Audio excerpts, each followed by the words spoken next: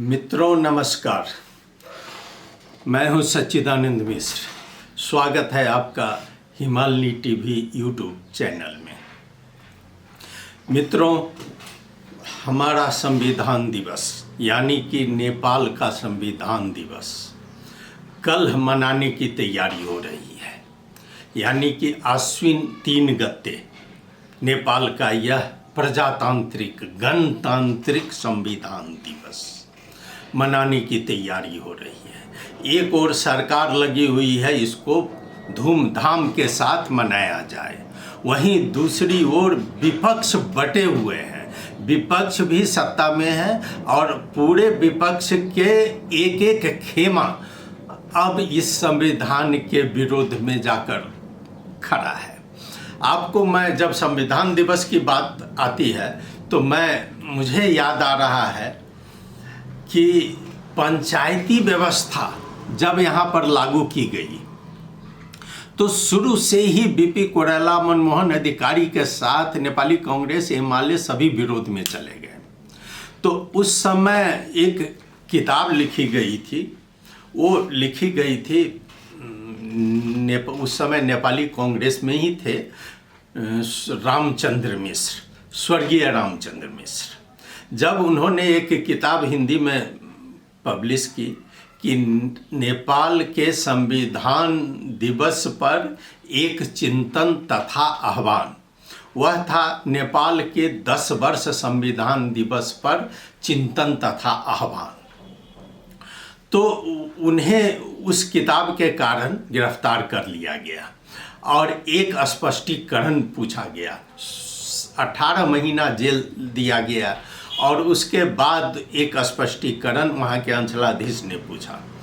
तो स्पष्टीकरण का जवाब देते हुए रामचंद्र मिश्र ने एक शेर से शुरुआत की थी कि हम आह भी भरते हैं तो हो जाते हैं बदनाम, वो कत्ल भी करते तो उनकी चर्चा नहीं होती। यही पंक्ति लिखकर और इसी पंक्ति से नाराज वहाँ के अंचलाधीश ने उन पर राजकाज का मुद्दा लगा दिया। तो पंचायती शासक किस तरह के थे वो आपको इससे पता चल गया होगा। मैं आपको बता दूं कि आज ही एक आर्टिकल आया है कैलाश महतो का, उन्होंने चर्चा की है। एक दिल्ली के शासक की चर्चा है, मैं 2 मिनट बता दूं। मुहम्मद बिन तुगलक दिल्ली सल्तनत में तुगलक वंश का शासक रहा। अब उनका पुत्र जूना खां मुहम्मद बिन तुगलक के नाम से दिल्ली की गद्दी पर बैठा था। उसका मूल नाम था उलुग खां। राजा मुंदरी के एक अभिलेख में मुहम्मद तुगलक को दुनिया का खान कहा गया है। संभवतः मध्यकालीन सभी सुल्तानों में मुहम्मद तुगलक सर्वाधिक शिक्षित, विद्वान एवं योग्य व्यक्ति था। लेकिन अपनी सनक भरी योजनाओं, क्रूर कृत्यों एवं दूसरे के सुख दुख के प्रति उपेक्षा का भाव रखने के कारण इसे स्वप्नशील, पागल एवं रक्त पिपांसु भी कहा गया। वर्णी, सरहिंदी, निजामुद्दीन, बदायूनी एवं फरिश्ता जैसे इतिहासकारों ने सुल्तान को अधर्मी घोषित किया। मुहम्मद बिन तुगलक अपनी सनक भरी योजनाओं के कारण अपने द्वारा किए गए अभियानों में लगातार असफल होता गया, जिसके कारण वे प्रजा के बीच अलोकप्रिय होता चला गया। तो ये कैलाश महतो ने तुगलक को नेपाल के सत्ताधारियों से तुलना किया है।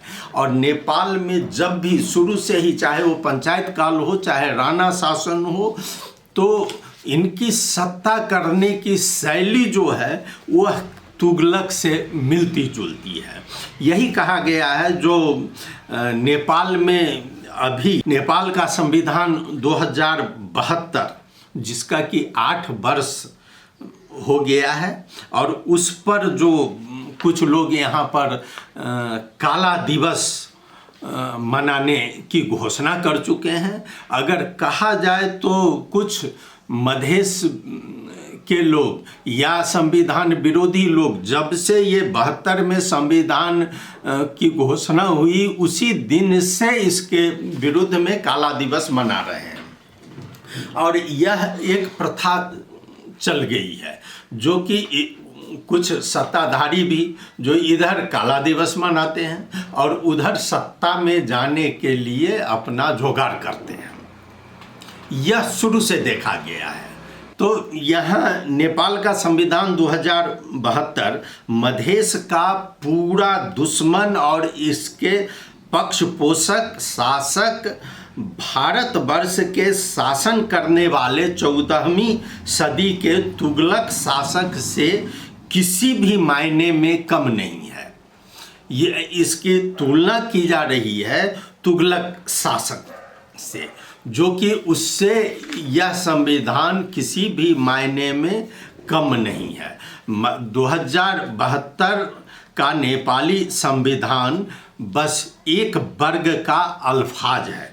कहा जाता है इसमें कि यह संविधान को लेकर वर्तमान सत्ताधारियों ने इसे सर्वश्रेष्ठ कह रहे हैं और इस कंपटीशन में जा रहे हैं कि यह नेपाल नहीं विश्व का ही सर्वश्रेष्ठ संविधान बन जाए और 1 नंबर पाने की होड़बाजी में लगे हुए हैं। लेकिन वो कौन लगे हुए हैं? तो जो सत्ता में है वही। अब इसमें आइए संविधान का के द्वारा जो किया जा रहा है या जो हुआ है उसकी बात यहाँ पर हम क्या कर सकते हैं। तो यह देश की पानी और जवानी की धड़ल्ले से सौदाबाजी हो रही है। इस संविधान के तहत नियम और नियत दोनों बेचे जा रही है। कुछ दिन पहले एक मधेश के नेता थे, उनके अनुसार यह बताया गया है कि नेपाल का इसी संविधान के अंतर्गत चला गया तो 5 वर्ष में इसकी आर्थिक मंदी और ज़्यादा ठप 5 साल के बाद चली जाएगी। ये आर्थिक का है। आपको बता दें कि अभी तो अब सत्ताधारी ही एक खेमा कहने लगे हैं, जो एक प्रदेश को का खर्च, प्रशासकीय खर्च 1 खरब 6 अरब रुपया है। इसलिए अब तो एक खेमा खुलकर आ गया है जो अब संघीयता को ख़त्म किया जाए।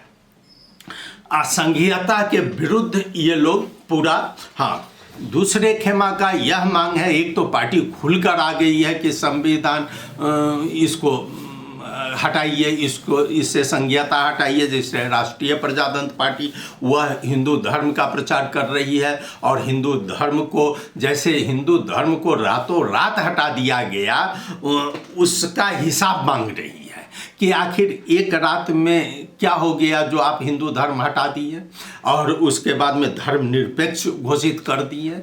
उसका लेखा जोखा अब मांगा जा रहा है। मैं बता दूं आपको, इसमें कुछ लोगों द्वारा संविधान 2072 को आश्विन 3 गते के दिन यानी कि कल उसे फाड़ने और उसको आग लगाने की बात यहाँ कही जा रही है।